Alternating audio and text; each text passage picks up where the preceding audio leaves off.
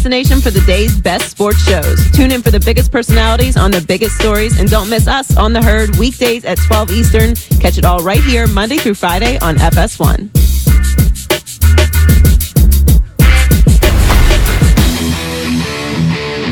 This Mother's Day, don't try to pull the wool over mom's eyes. Go to 1-800-Flowers.com, put in the code HERD, H-E-R-D, 30 tulips, just $30 Mother's Day. Not far off, couple of weekends away. Chris Broussard, former New York Times sports writer, Odd Couple with Rob Parker on Fox Sports Radio, is joining us. Okay, I'll just give you my take and you can react to it. The Rockets have added several layers of manipulation to their offensive game, and veteran NBA officials are not going to have it controlling the playoffs.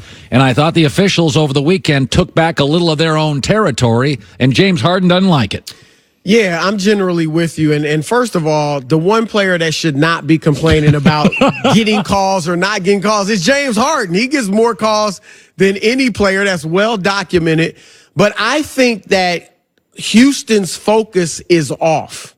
Now, if Mike D'Antoni is publicly complaining about the officiating, but privately talking to his team about what we need to do better, I'm good with that. You're planting the seed, a la Phil Jackson, a la Pat Riley, trying to get in the officials' heads for game 2. But Mike's history suggests he may really be like, it was just the officiating. We just got to do the same exact thing we did in game 1, and we get a better whistle and we'll win. And that's not going to cut it. I think the reports have come out that Houston, did studies on last year's series about how it was officiated and how Golden State, does, land in quote unquote landing spots on 3-point shots. I think part of their game plan was to draw fouls on 3-pointers. Yeah. And James Harden shot 4 for 16 from 3. Now, he can have bad nights like that, but I think a big part of it was that he was looking for the foul on every shot. Yeah. And I'll give you this. I do think in the first half, Clay, there were a few times that where one Clay, there, that one there I thought was a foul. Right, where Clay definitely got in the landing spot. Yes. But the last play of the game, that one with Harden, first of all, Harden jumps forward, then he jackknifes, puts his legs up to draw the foul.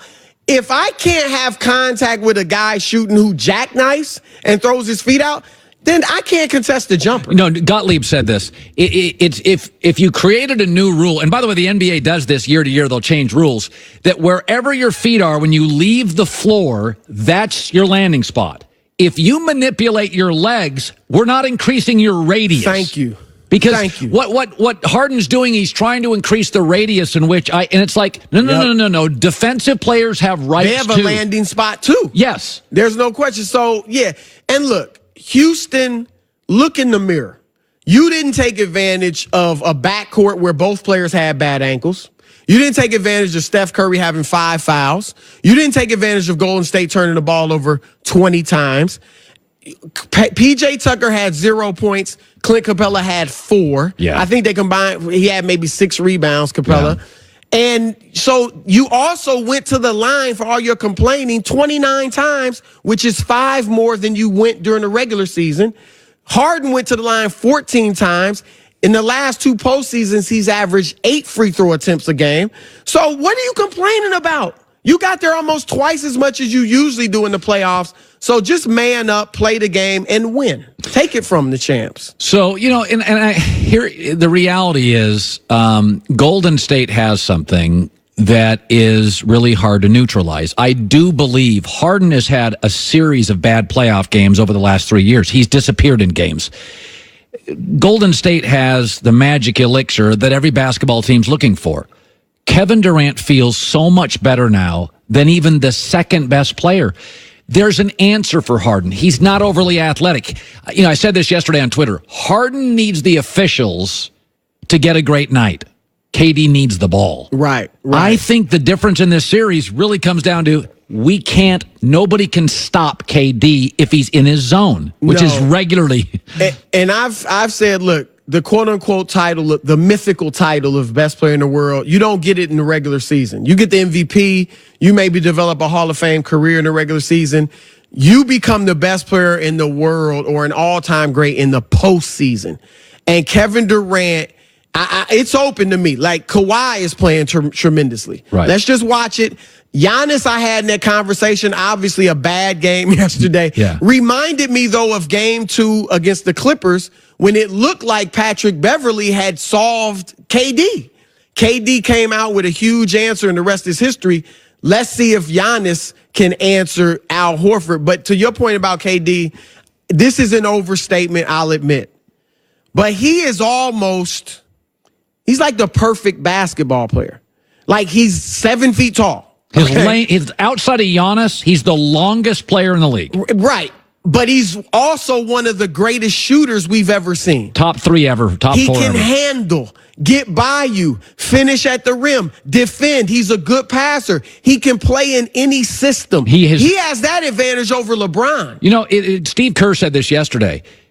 There's nothing like him. Like when Kareem came into the league, I can remember as a kid, Kareem was so dominant that when he went to UCLA, now UCLA was a basketball power. You couldn't play as a freshman when Kareem played college basketball. Kareem went to UCLA. He took the freshman team, Joy, and they beat the national champions at UCLA. All the 17-year-olds. So they changed rules for Kareem. Kevin Durant falls into a group, and I think MJ's in this. I remember when MJ played, I can remember sitting on the couch with a friend, and I'm like, if I could have a basketball build, it would be 6'6" long, big hands with a soft shooting touch. I watched Durant, and I'm like, that's how you would build the modern NBA player. Because back when Jordan was playing, you never envisioned a 7-footer playing on the perimeter like this. No. He is phenomenal, and this is getting a little of a tangent. This is why the thought of him going to New York with Kyrie, I mean, he's already in that top 10 all-time player. Yeah. But if he goes to New York with a Kyrie and he can lead them to championships, if they three-peat this year and he can lead New York eventually to a championship or 2, then you're really talking, okay, how high does this guy go? Does he pass Kobe? That's a big he challenge a LeBron? But that's a big jump from what I'm watching today and winning titles in New York. It's right. I'm giving you that. You're projecting a little. I'm projecting, but the guy is phenomenal, and and also just stop being a little as sensitive, and he'll be straight. All right, let's go to Milwaukee, Boston. I'm not going to lie, I called Boston in this series, and yesterday they did exactly this weekend what I think. This is why they're better. I think they have the best coach, certainly in the Eastern Conference. I think they have the best closer. I think they have playoff experience. And whereas Milwaukee, if Chris Middleton's your number 2 player, he's a good player, and I like him. He feels like a 3 to me or a 4.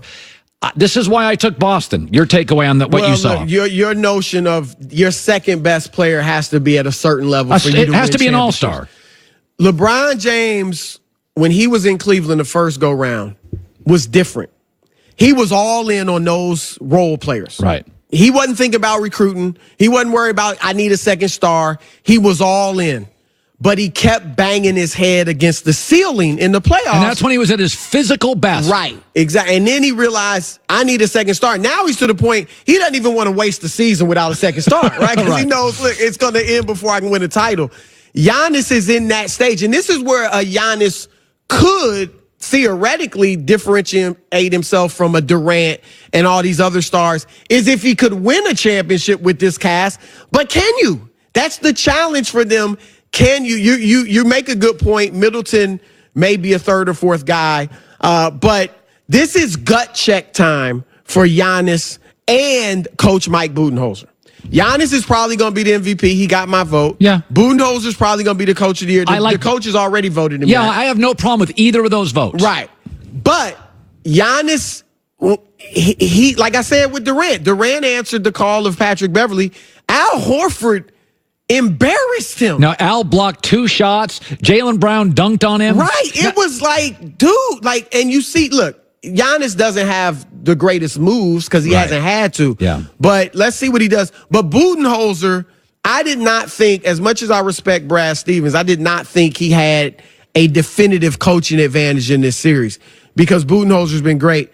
But yesterday, he clearly outcoached him. When you go into somebody's building, shoot 54% against the best defense in the league, and hold them to 34%, you made adjustments, you made tweaks that they weren't ready for. By the way, and this also goes back to we got Kyrie leaving the Celtics.